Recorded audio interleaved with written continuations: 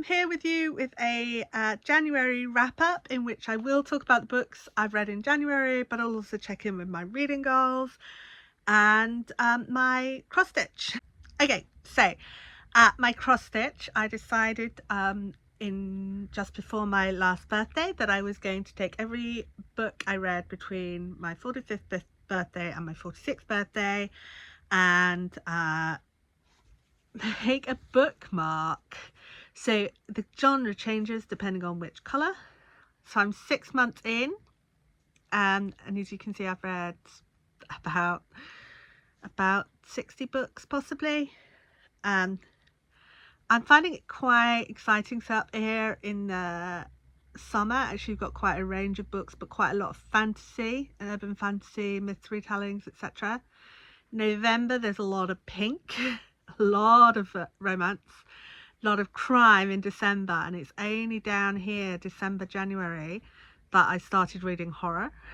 So I've got all this kind of little peppered around non-fiction children's books, but to me it looks quite these blocks of red and pink are quite telling. I think actually the top half doesn't look as fantasy heavy as I thought it might.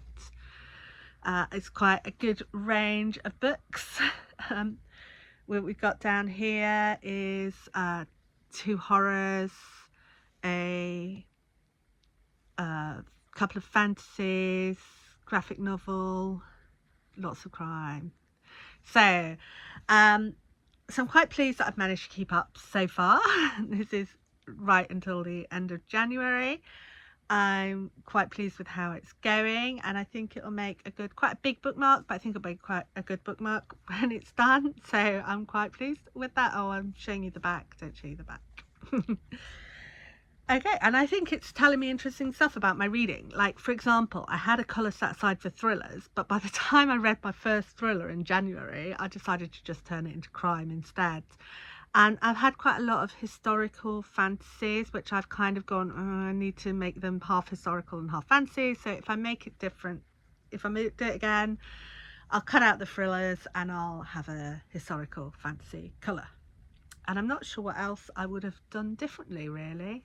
Maybe made the fantasy colours more distinct from each other, like fantasy, urban fantasy, like myths and retellings. If I made them all a little bit more different, then it would be a little less homogenous. But actually it's just the crime. So maybe what I should do is cut out the crime into like police procedural, cozy crime, see what subgenres for that. Anyway, that is where I'm at with my 6 monthly review. Now, my goals for 2024 were I had 12 books that I specifically wanted to read, hardback books. I haven't finished, not necessarily hardback, physical books. I haven't read any of those, except I'm halfway through my first one of those. So I'm going to give me some leeway there. I wanted to read 120 books, and I read 12 books in January. Last year I read 19, but I kind of was hoping for slightly less than last year, because the reasons I read so much last year were because I was ill a lot, so I'd like to not be quite so ill. So I haven't been quite so ill, and I've read 12 books instead of 19. And I wanted a higher proportion of my books to be physical, to actually read my to read pile. And last year I read 1/5 of my books were physical, and in January I read 5 physical out of 12 books total. So I think that's pretty good going, really. So yeah, so let's get into books. The other thing I wanted to mention is I read 5 physical books. 3 of them were borrowed, but never mind about that. I read 5 physical books and I bought 4 physical books, or I acquired 4 physical books. In this case, it's the same thing, but it's not always. So 2 of them were from boxes. I've got a Fragile Enchantment, which is beautiful. It is a fantasy romance about a prince and a tailor. I've got A Voyage of the Damned by Frances White, and this is about a sort of seize the day. It's so pretty.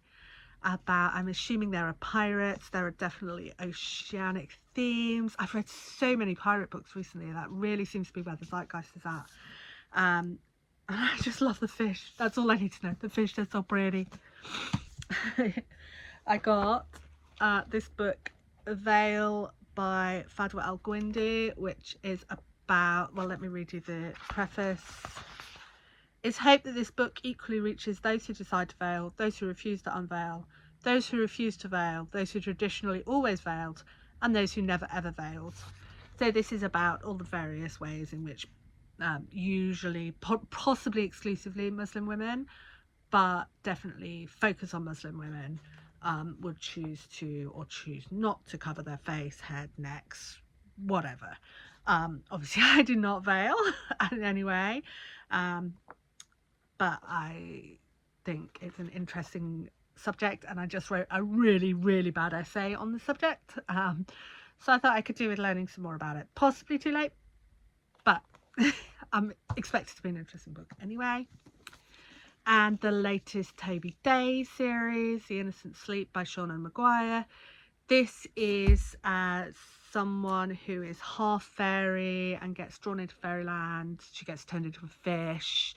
And then it's her shenanigans through her life, and at the moment her new husband is chasing her through all sorts of alternate realities to try and get her back, and that's where this book comes in. So I like this last one, I'm expecting to like this one, I've liked all of them, so yeah, it'll be good. It'll be a good read, and it'll be a quick read, and I'm just focused on things that came out slightly earlier at the moment, so that's why I haven't read it yet. Okay, so on to the books I did read. I haven't read any of those yet. They're the books I bought, not the books I read. I gather some people read books as soon as they get them. Novel idea, I might try that one day. Okay, so 12 books I read. The first book was The Falcon Always Wings Twice by Donna Andrews. This is the nth in a series about a blacksmith does everything, like she's deputy mayor, and she ends up being like, she's got a massive family who all kind of pitch in and help out, and she always knows someone. She's got a finger in every pie. She's always organizing something. And in this particular case, her grandmother is organizing a Ren fair. I think it's her grandmother. Yeah, it's her grandmother is organizing a Ren fair, and there is a murder on the Ren fair of someone that no one likes, and it's sort of left to Meg to work out who, why, what, and where. So I mean, these are always lots of fun, and I always really enjoy them. So my favorite recent one, that, well, not recent, but of the ones I've recently read, was the one just before this. So I'm maybe coming into it a bit negatively, but it is a lot of fun. The next book I read was Dirt of Winter by Darcy Coates. This is a thriller about a tour bus that crashes in the middle of nowhere in snowy lands, and then people start dying. And I actually worked out who did it and why fairly early on, and then there were some bits that I decided I must have been wrong, and so I was like, I completely forgot that I decided that I knew, and then it turned out I was right all along. So I both got the satisfaction of like trying to work it out, and the satisfaction at the end of going, oh yeah, no, I knew that, I just didn't quite put it all together.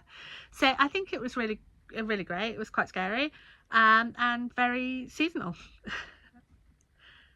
The next was The Gift of Magpie by Donna Andrews. This is another of the blacksmith series.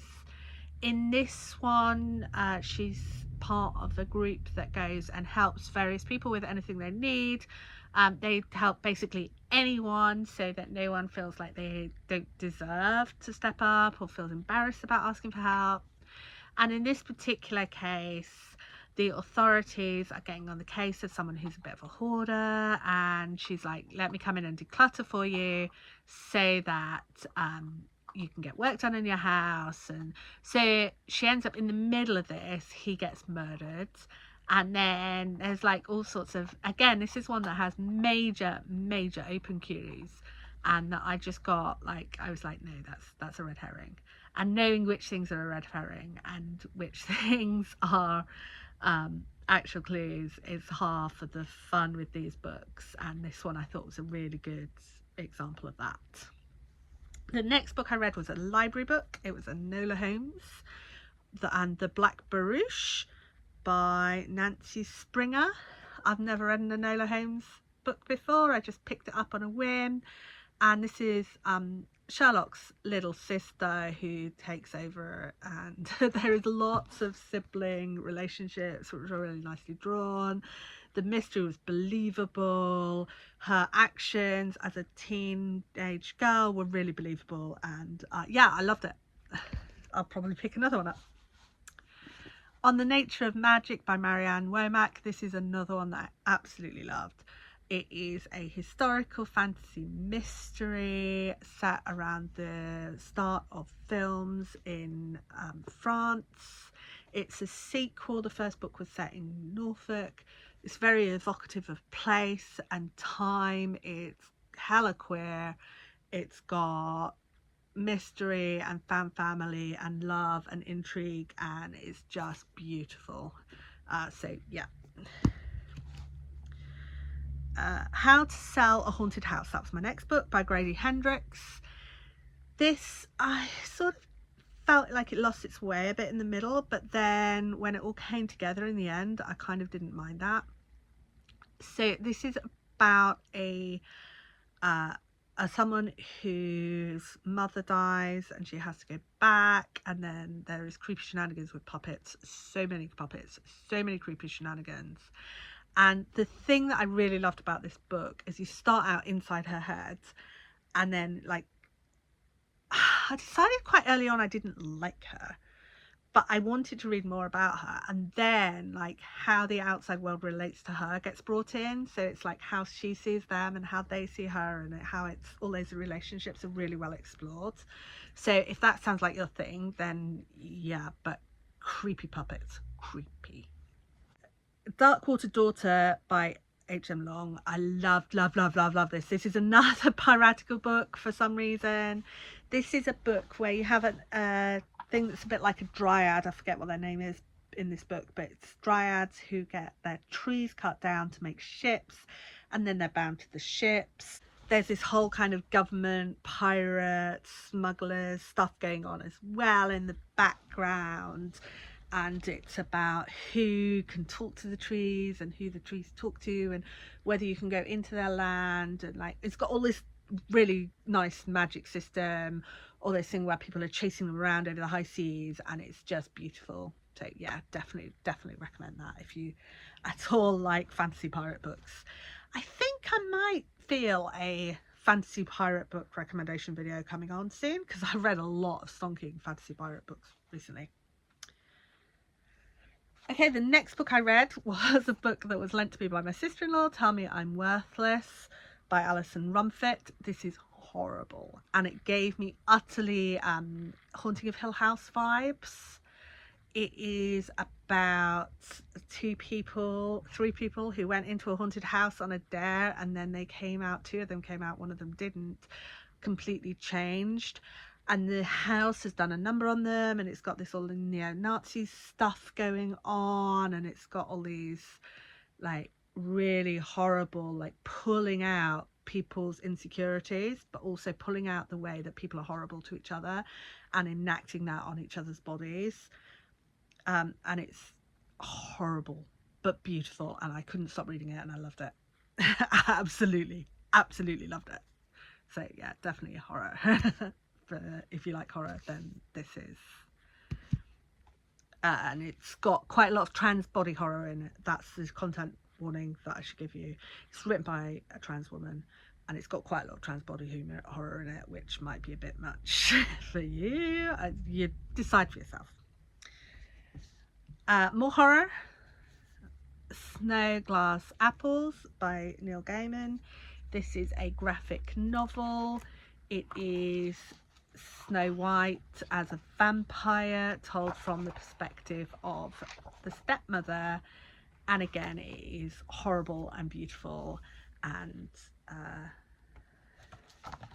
beautiful, I want to say very Gaiman-esque pictures, but obviously Gaiman himself didn't do the pictures, so he obviously works with a particular style of illustrator, and Colleen Duran is the name. So yeah, and this was a present in December. So I've read half of my December presents. I only got 2 books as December presents, and they're both graphic novels, but that's one of them. Bridge by Lauren Beeks. It's my 10th book. And this one actually felt a lot like How to Sell a Haunted House to me. So I read a lot of Lauren books and they're all different. This is a sci-fi about someone whose mother dies, and when she's packing up her house, she discovers that all this kind of weird shit, alternative universe, hippie stuff that her mother told her about when she was little, or told her it was just a dream or a game or whatever, was actually real. And they end up jumping around between, you take a piece of, it's called the dream worm, you eat a bit of it, you watch some videos or zoetropes and listen to some music, and it jumps you into an alternate version of yourself, and then they go back to you. So this is about the ethics of that and the practicalities of suddenly waking up like in the middle of sex or driving down a motorway and you've no idea who the person is, or like what your relationship with them is, or all of that stuff. Like, you don't know what the other person is doing when you go into their head, and the ethics of throwing them back into your body and how scary that can be sometimes. And there's also like, is it dangerous? How safe is this to do? And what's going on? And it was lovely. I'm not sure that's the right word, actually. I did love it. I've loved all of her works. Quite less cyberpunk than some of her books, but more cyberpunk than a lot of sci-fi. And yeah, if that sounds like your thing, then definitely recommend it. The next book I read was Fourth Wing.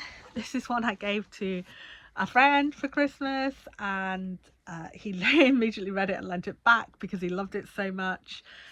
This is a bit of a polarizing one. It's a sexy, violent, dragons, dark academia. I loved it, but it is very sexy and very dark. And yeah, so it seems like half the people love it and half the people hate it, and it's never really sure which camp you're going to be in. So I'm really glad my friend loved it, and I'm really glad I loved it too. And the last book I read in January was Tess of the Emerald Sea by Brandon Sanderson. And this is, I couldn't work out which age range it was aimed at, but I think probably YA. It's another fantasy pirate book, but it's what happens when Brandon Sanderson's wife said to him after watching Princess Bride, what would have happened if instead of just sitting there, Buttercup had gone to find Wesley? And this is sort of what happens, except it's in this world where the seas aren't wet. They've got all this kind of alternate magical properties. And really you don't want to get them wet.